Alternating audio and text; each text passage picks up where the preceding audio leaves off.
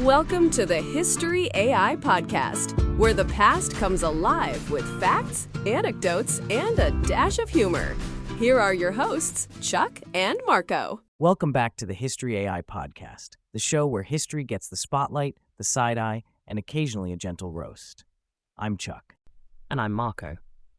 Before we jump in, do the thing that keeps this little history machine running. Hit subscribe, leave a 5-star review, and tell a friend who loves history, or at least loves arguments about history. A 5-star review genuinely helps the podcast grow. It tells the apps, hey, people like this, and then the apps show it to more people. It's like word of mouth, but algorithm of mouth. Exactly. Also, we've got new merchandise. There's a link in the show notes. And if you've got episode ideas, you can suggest topics via our social media. We really do read them. And remember, all our episodes are evergreen. We're not here to chase the news cycle. We're here to chase the past, politely, with running shoes and a notebook. Today's topic is one of those history events that should be way more famous than it is, mostly because it involves a brand new United States getting a painful reality check. And be sure to stay tuned after the episode for the original song, 1791, The Wabash Fell Silent. We're talking about the Battle of the Wabash, also known as St. Clair's defeat. And when we say defeat, we mean the kind of defeat where history itself winces. This is early 1790s America. The Constitution is still basically fresh ink. The country's figuring out how to be a country. And one of the big immediate questions is, who controls the Ohio Valley? Which is a polite way of asking, who gets to decide where settlers go, who owns the land, and who gets shoved aside? Spoiler, it's messy, violent, and in this case, catastrophic for the U.S. Army. So set the scene.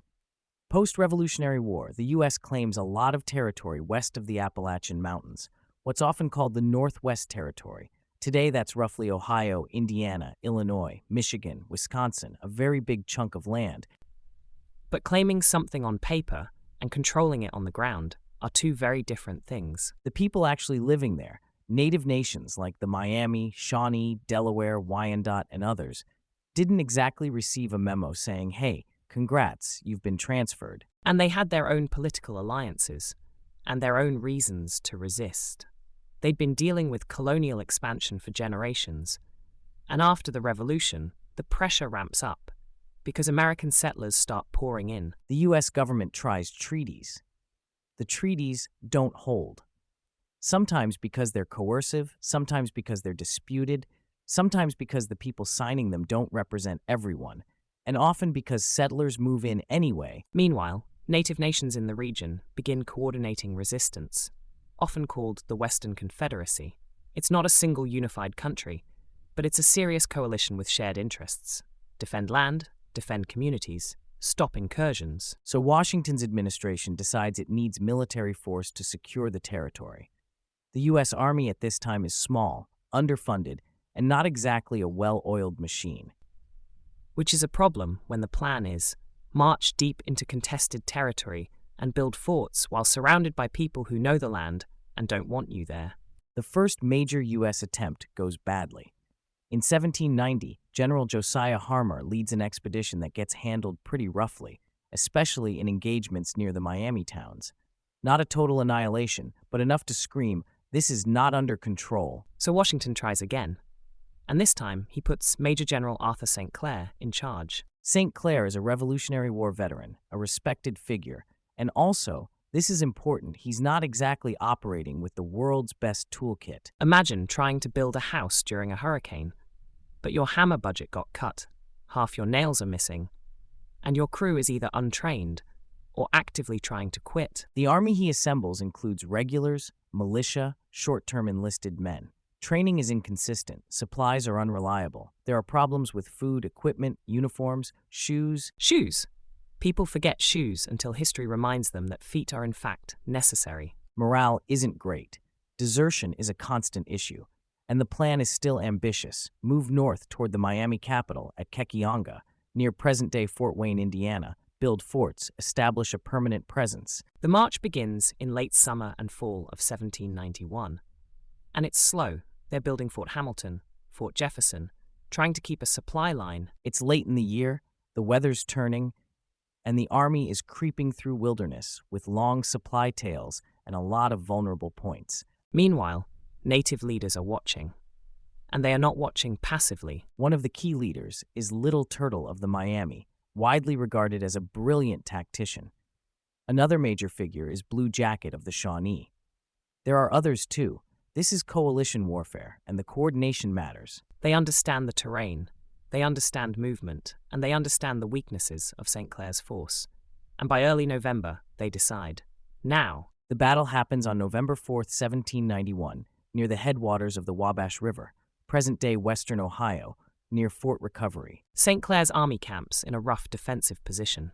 There are warning signs. Scouting is inadequate. Security is imperfect. And then before dawn, the coalition attacks. It's sudden, coordinated, and this is the key, relentless. The U.S. camp is hit hard. The militia on the outskirts breaks quickly. Panic starts to ripple. And once panic shows up to a battle, it brings friends. The regulars try to form lines, fire volleys, push attackers back, but they're being attacked from multiple directions at close range, with the camp itself turning into a chaos engine. Smoke, shouting, confusion, wounded everywhere. Artillery is brought to bear, but it's difficult to use effectively in that kind of swirling fight.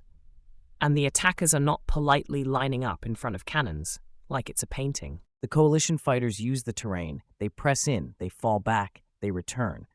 The U.S. tries bayonet charges to clear space, and sometimes it works for a moment. And then it doesn't, because the attackers reform and come right back, and the Americans are bleeding time, energy, and cohesion. St. Clair himself is ill and struggling physically. Leadership in these moments is everything, and the command structure gets strained to the breaking point.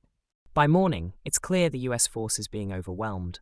The casualties pile up fast. Officers are dropping, units are getting fragmented, and the camp, where supplies, ammunition, and wounded are, is basically the center of the storm. Eventually, St. Clair orders a retreat. But retreat makes it sound like a controlled exit. This is more like an attempted escape through a closing door. The force breaks and runs south toward Fort Jefferson. Some of the attackers pursue, striking the retreating soldiers. The road becomes a corridor of fear. The result is one of the worst defeats in U.S. military history. A staggering portion of St. Clair's force is killed or wounded. The army is effectively shattered as an organized fighting unit. It's the kind of defeat where even the numbers feel unreal, because this isn't a massive Civil War army. This is the early U.S. Army. Small enough that losing this many men is like losing the spine. And it hits the young republic like a cold slap. It's not just a battlefield loss, it's a political crisis. President Washington is furious. And not just stern letter furious, like I am personally offended by the concept of incompetence furious. The defeat triggers a rare thing, a congressional investigation into the executive branch's handling of the military campaign. That's a huge early test of separation of powers. And it's also a huge moment for military reform, because the conclusion becomes unavoidable. You can't do this with a half-trained, half-supplied, half-committed force. Out of this comes a major effort to rebuild. Washington and his administration back the creation of a more professional fighting force. Enter Anthony Wayne. Mad Anthony Wayne, who sounds like a Batman villain, but is actually a disciplined commander when it comes to training troops. Wayne trains the Legion of the United States with a level of rigor that's basically a response to the humiliation of Wabash. The idea is, no more improvising your way through frontier warfare.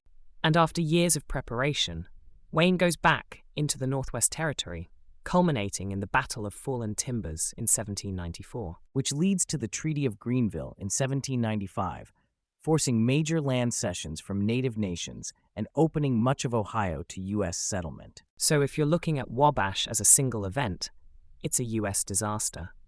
But if you look at its ripple effects, it's a turning point that accelerates the professionalization of the U.S. Army and reshapes federal power. And for native nations, Wabash is proof, dramatic proof, that coordinated resistance could win.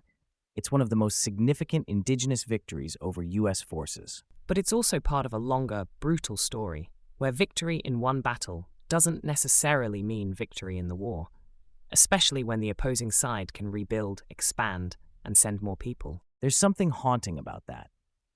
The battle shows tactical brilliance and defensive success, yet within a few years, the geopolitical weight shifts. It's a reminder that power isn't only who wins the fight. It's who can keep fighting, who can replace losses, who controls resources, who can keep pushing the boundary line. Also, let's talk about the name Battle of the Wabash. It sounds almost tranquil. Like a tourism brochure. Come for the river. Stay for the historically unprecedented military catastrophe. But the reason it matters isn't just the scale of loss. It's how it reveals the early republic's vulnerabilities. Logistical weakness, political pressure, and the consequences of expansionist policy. And it reveals something else.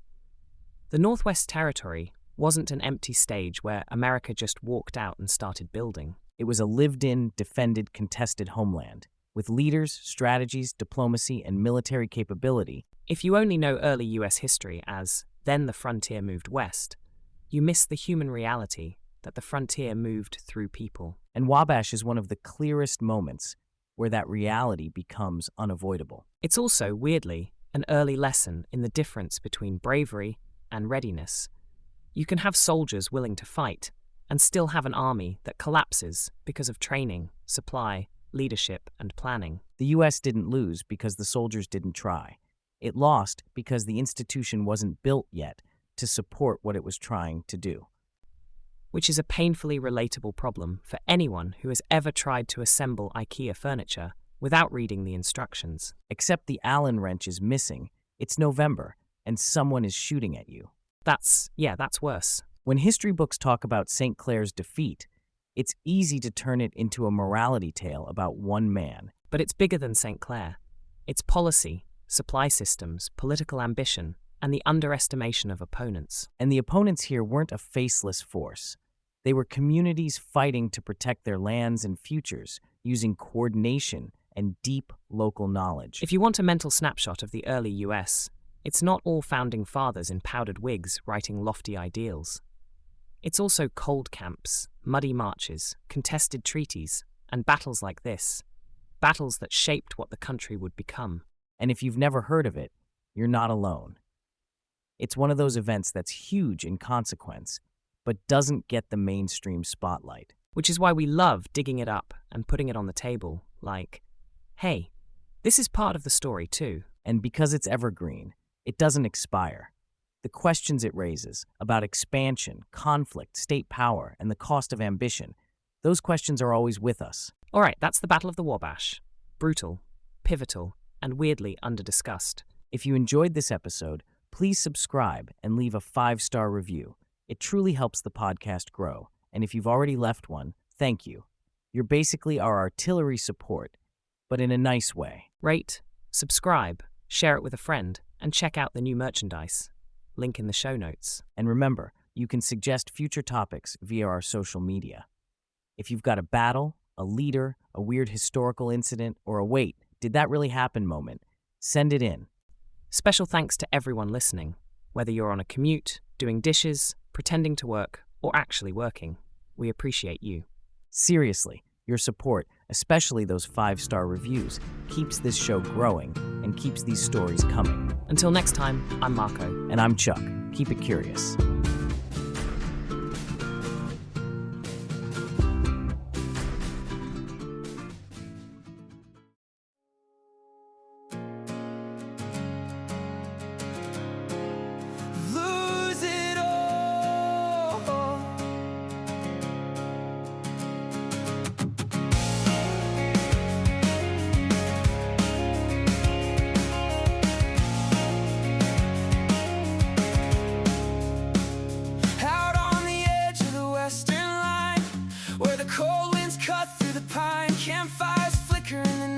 Night, men half ready, not built for the fight.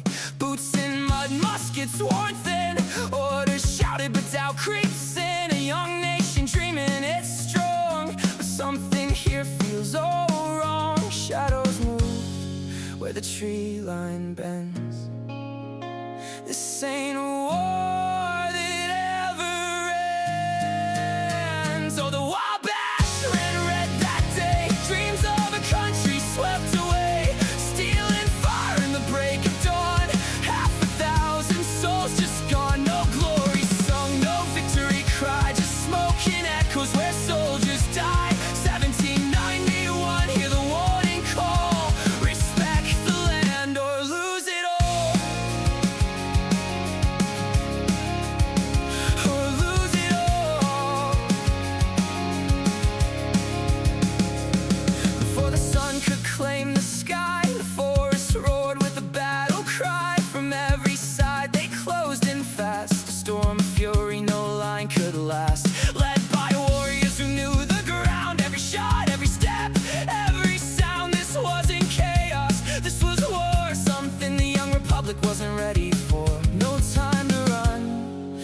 place to stand. History written in blood and sand. Oh, the Wabash ran red that day. Dreams of a country swept away. Steel and fire in the break of dawn. 5,000 souls just gone. No glory sung, no victory cry. Just smoke and echoes where soldiers died. 1791, hear the warning call. Respect the land or lose it all. Or lose it all. General falls and the line breaks down. Panic spreads through every sound. What was built now comes undone in the rising smoke of a reckless run. Voices lost in the morning haze, names forgotten in history's blaze, but the lesson carved in the frontier wall still whispers aloud to us all. Not every war is won with might, not every cause is black and white. Some stories live in the ones who fell, and the silence they left to tell. Yeah, the Wabash ran red that day. A nation learned the hardest way. You can't just take, you can't just claim without facing fire, without the flame. No heroes here, just ghosts that call from a battlefield that took it all. 1791, let the memory stay, so we don't forget the price they paid. Lose it all. Now the river flows quiet and slow, but it remembers what we don't know. And if you listen when the wind blows through, you might hear 1791 calling you.